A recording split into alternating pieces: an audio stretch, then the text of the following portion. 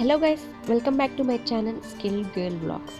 And చాలా రోజుల తర్వాత మీకు నేను వీడియో అనేది పోస్ట్ చేస్తున్నానండి. సో ఇవాళ వీడియోలో నేను ఏం చూపించబోతున్నానంటే, మనకి ఇంట్లో స్టీల్కి సంబంధించిన డిషెస్ కానీ ప్లేట్స్ కానీ ఉంటాయి కదా, చాలా సామాన్లు ఉంటాయి కదండి. సో వాటికి మనం పాత పడిపోతూ ఉంటాయి అన్నమాట యూజ్ చేసే కొద్దీ. అండ్ స్క్రబ్బర్స్ వల్ల మనం ఎక్కువగా క్లీన్ చేయడం వల్ల కూడా చాలా స్క్రాచెస్ పడుతూ ఉంటాయి అండ్ పాత పడిపోతూ ఉంటాయి కదా.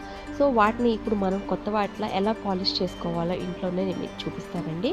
సో దీనికి ఫస్ట్ ఇక్కడ ఏం కావాలి అంటే, ఇట్లాంటి ఒక బఫ్ కావాలండి. సో ఇది పర్టికులర్గా మనకి హార్డ్వేర్ షాప్స్లో అమ్ముతారండి.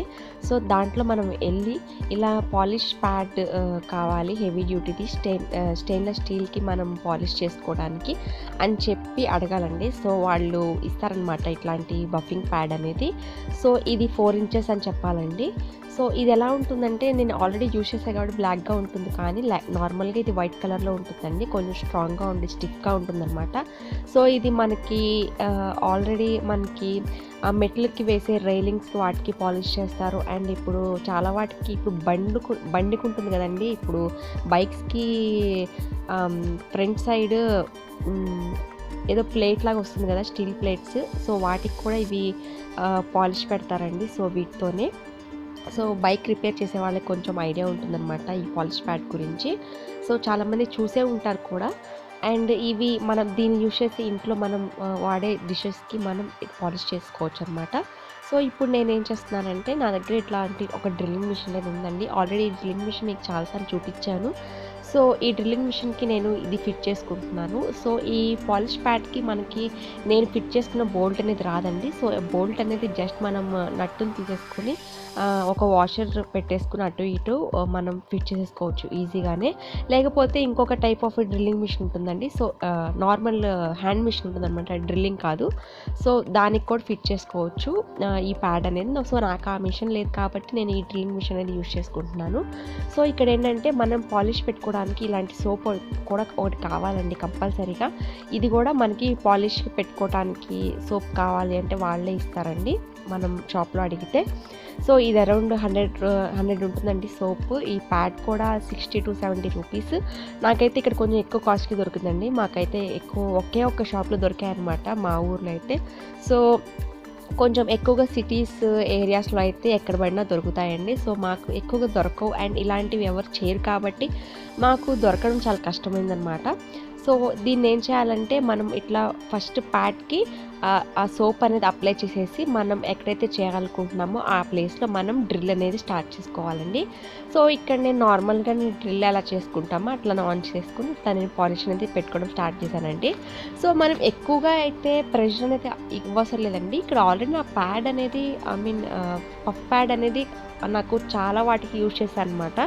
సో అందుకని చెప్పి కొంచెం అరిగిపోయింది. సో ఇది మనం అరిగిపోయేంత వరకు యూజ్ చేసుకోవచ్చండి. అండ్ కొత్తగా ఉన్నప్పుడే త్వరగా పాలిష్ అనేది అయిపోతుంది. సో ఇది మనం పాలిష్ చేసేటప్పుడు ఏమవుతుందంటే, జరిగిపోతుంది కాబట్టి ఎవరైనా హెల్ప్ తీసుకొని మీరు పట్టుకునే వాళ్ళు ఉంటే బాగుంటుందండి. సో కదలకుండా పట్టుకోవాలన్నమాట, ఎందుకంటే మనం పాలిష్ చేసేటప్పుడు మనం పట్టుకునే ఐటమ్ అనేది జరిగిపోతుంది అనమాట. సో మనం పాలిష్ చేసేటప్పుడు కూడా ఇక్కడ మనకి కొంచెం కార్బన్లా కనిపిస్తుంది కదండి, అదేంటంటే మడ్ అనమాట. ఎందుకంటే ఇప్పుడు మనం ఆ స్టీల్ని కొంచెం అరగదీస్తున్నాం కాబట్టి ఆబ్వియస్గా మనకి కొంచెం మడ్ అనేది వస్తుందన్నమాట. సో ఆ మడ్ అనేది క్లీన్ చేసుకోవడానికి నేను ఇక్కడ టిన్నర్ యూజ్ చేస్తున్నానండి. సో నాకు ఫస్ట్లో తెలియలేదండి ఎలా క్లీన్ చేయాలి ఏంటని తెలియలేదన్నమాట. సో నా దగ్గర ఇంట్లో ఇలా టిన్నర్ బాటిల్ ఉంటే నేను అది యూజ్ చేయగానే నాకు ఆ మడ్ అనేది ఈజీ క్లీన్ అయిపోయిందండి. సో మీరు ఎలాంటి టిన్నర్ అయినా, కిరోసిన్ అయినా, పెట్రోల్ అయినా మీ ఇష్టం ఏదైనా తీసుకోవచ్చు అనమాట. సో ఏం లేదండి, ఆ మడ్ అనేది మనకి ఈజీగా దాని మీద నుంచి రిమూవ్ అయిపోవటానికి.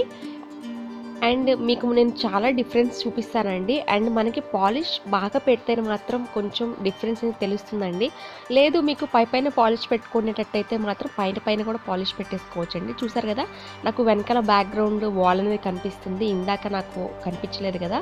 చూడండి, మీకే కావాలంటే కొంచెం రివైండ్ చేసి చూసుకోండి వీడియోని, మీకే అర్థమవుతుంది. మనకి డెఫినెట్గా పాలిష్ అనేది కొత్త స్టీల్ ప్లేట్ ఎలా ఉంటుందో అట్లానే ఉంటుందండి. బట్ ఎక్కువగా పెట్టుకుంటే మాత్రం మనకి పెట్టుకున్నట్టు అనిపిస్తుంది అనమాట. సో మీకైతే డెఫినెట్గా మీరు ఇంట్లో ట్రై చేయాలనుకునే వాళ్ళు డెఫినెట్గా ట్రై చేయండి. బట్ ప్రికాషన్స్ అనేది మాత్రం కూడా తీసుకోండి, అది మస్ట్ అండ్ షుడ్ అనమాట. ఇక్కడ నేను చూసారు కదా మొత్తం పాలిష్ అనేది పెట్టేశానండి ప్లేట్కి. అండ్ ఇట్లా టిన్నర్ తీసేసుకొని మొత్తం ఒక కాటన్ క్లాత్ తీసేసుకొని మీరు ఇట్లా రబ్ చేసేసుకోండి.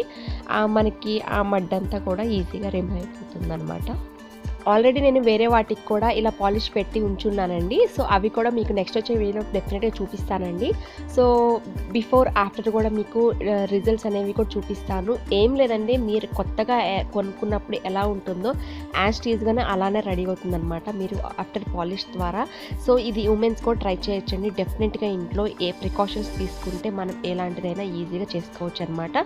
సో చూసారు కదండి, ఇట్లా ఈజీగా నేను ప్లేట్ అనేది రెడీ చేసేసుకున్నాను అనమాట. అండ్ ఏదైనా డౌట్ ఉంటే మాత్రం డెఫినెట్గా కామెంట్ సెక్షన్లో పింక్ చేయండి.